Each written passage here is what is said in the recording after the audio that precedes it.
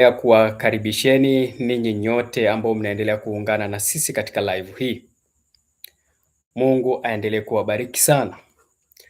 Mafundisho ya siku ya jana tulijifunza zaidi hasa kuhusiana na njaa ya kiroho na njaa ya kimwili, ambapo tulizungumza kwamba njaa ya kimwili ni ile ambayo inahusisha mwili, inahusisha matumbo yetu, kujaza matumbo yetu na miili yetu kupata protini na chakula mbalimbali.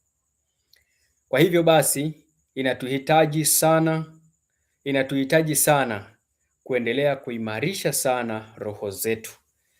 Kwa njaa ya kiroho ni ile ambayo inatuhitaji sana neno la Mungu kuishibisha roho yetu, maombi mbalimbali kuendelea kuishibisha roho yetu, sala na shukrani na sifa kwa Mungu wetu ili kuendelea kuzishibisha roho zetu. Kwa wale wote ambao tutakuwa tunaendelea na mfungo, kwa wale ambao pia wanaendelea kujiandaa na mafungo, kwa hivyo basi ni muhimu zaidi kuweza kujua njaa ipi ni muhimu zaidi, ya kimwili au ya kiroho, kwa sababu ukiwa katika mfungo manake ya kimwili umeshaiondoa, inabaki ya kiroho ili kuendelea kutafakari sasa kuhusu neno, maombi, shukrani, kumsifu Mungu, kumwabudu. Mada nzuri mno ambayo inasema, je, Mungu anatusikia au Mungu anasikia? Nafikiri hata wewe hapo unashindwa kuelewa au umeshaikuwa na maswali unajiuliza. Ni kweli Mungu anasikia yale ambayo ninamwambia au yale ambayo ninaongea naye? Tunajua kabisa pale tulipo ndipo Mungu anapoishi. Pale tunapokaa watu wawili watatu kusali na kuomba, ndipo Mungu anaposimama na sisi na kukaa pamoja na sisi.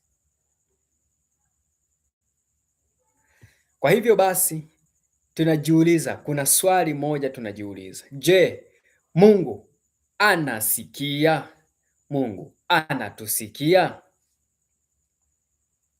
Watu wengi tunaomba sana, tunasali sana, wengine tunaomboleza na kulia, wengine mpaka kukosana kwa sababu ya kukaa sana makanisani pasipo kukaa manyumbani na kuomba. Tunabaki sana katika majumba ya maombi ya sala na ibada kuendelea kumuomba huyu Mungu ili atusikilize maombi yetu, ili aendelee kutusikiliza yale ambayo tunahitaji kwenye maisha yetu. Inawezekana kabisa kwamba unahitaji kumsikia Mungu akiongea na wewe. Sasa swali dogo tu. Je, wewe umetengeneza mazingira ya Mungu akusikie? Jiulize tu swali la kawaida. Umetengeneza mazingira mazuri ambayo Mungu hata akija kwako anapopita, basi asikuache, akusikilize na wewe kipindi unaongea? Kabla hatujaendelea, share video hii, share live streaming hii ili kila mmoja apate kusikiliza yale yote ambayo tunajifunza sote kwa pamoja. Tunaamini ya kuwa kila ambaye yuko hapa mara hapa anatusikiliza, basi aendelee kubarikiwa kulingana na kile ambacho tunakifundisha. Je, wewe mwenyewe umejiandaa? Biblia inasemaje katika ile Zaburi ya 34 ule mstari wa 15? Macho ya Bwana huwaelekea wenye haki na masikio yake yako tayari kusikia kilio chao. Msikilize Mungu wa jinsi asivyokuwa na mawaa, au msikilize Mungu jinsi asivyokuwa na upendeleo. Mwenye haki Mungu anamsikiliza sana. Neno haki linapaswa lishikiliwe kwa nguvu sana, kwa sababu unapokuwa mtu wa haki kwenye maisha yako, Mungu anakusikiliza. Unapokuwa hauna mawaa yoyote kwenye maisha yako, au unapokuwa hauna kizuizi cha aina yoyote ile, basi Mungu anakusikiliza. Biblia inazungumza kwa habari ya kwamba Yohana 9 ule mstari wa 31 anaposema kwamba twajua Mungu hawasikii wenye dhambi. Mungu hawasikii wenye dhambi, anawasikia wenye haki, ndio ambao anawasikia na kuwatendea makuu na kuwatendea mema kwenye maisha yetu. Wewe unapokuwa mtu wa haki, basi jua kabisa Mungu anaendelea kukusikia katika maombi yako, katika sala zako, katika yale yote ambayo unaendelea kuomba mbele za Mungu, basi Mungu anaendelea kukusikiliza. Mungu sio kiziwi kana kwamba hata akashindwa kusikia kile ambacho unamuomba. Mungu sio kiziwi, hapana. Anasikia rasmi kwa masikio yake kwamba yale unayomuomba anayajibu immediately, au anayajibu kwa wakati wake yeye mwenyewe anaopenda akujibu. Watu wengi tunafikiri kwamba Mungu ukishamuomba tu pale pale tu anakujibu. Ndiyo, anakujibu. Hapana, au anakujibu subiri. Sikiliza nikwambie, Mungu ana majibu matatu makubwa: ndiyo, hapana, au subiri kwanza. Kwa sababu Mungu anajibu kwa majira yake. Anajibu kwa kustahirishwa kwako, sio kwa sababu umemforce yeye akusikilize maombi yako, kwa sababu wengi tunaomba kwa hulka, wengi tunaomba tukiwa na vizuizi vingi kwenye maisha yetu. Tunaomba tukiwa na mawame, tunaomba tukiwa na shida nyingi sana.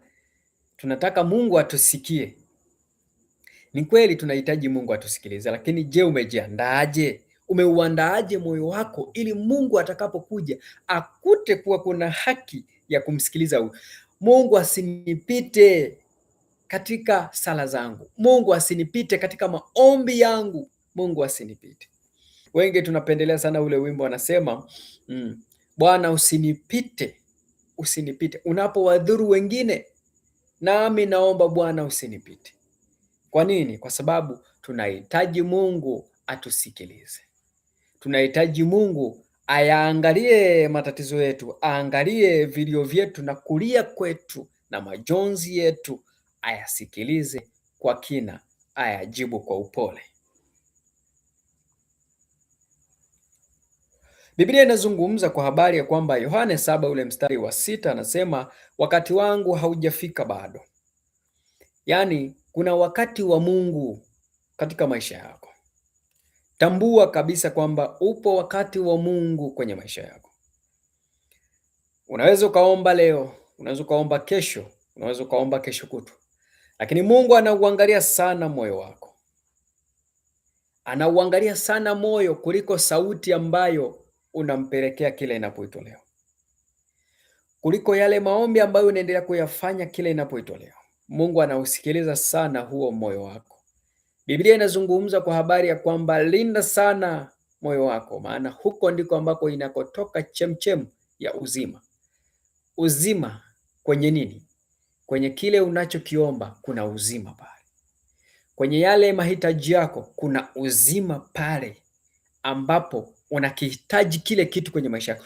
Kile kitu unachokihitaji kina uzima ndani yake.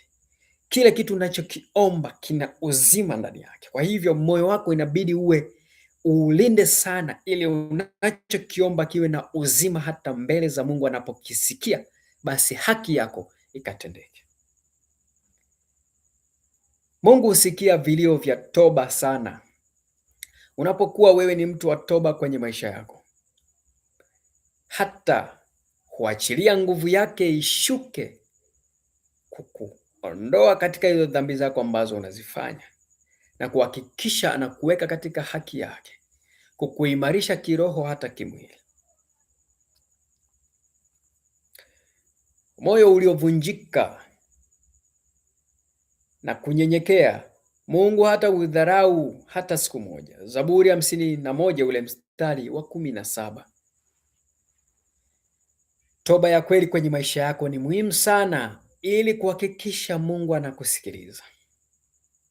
Mungu anaisikia sana moyo wako, anausikiliza sana moyo wako, na kukutendea mambo makuu na kufanya mambo makuu kwenye maisha yako. Hakikisha unafanya toba ya kweli, toba ambayo hautakuja kuijutia hata siku moja. Acha ile dhambi yako kuwa katika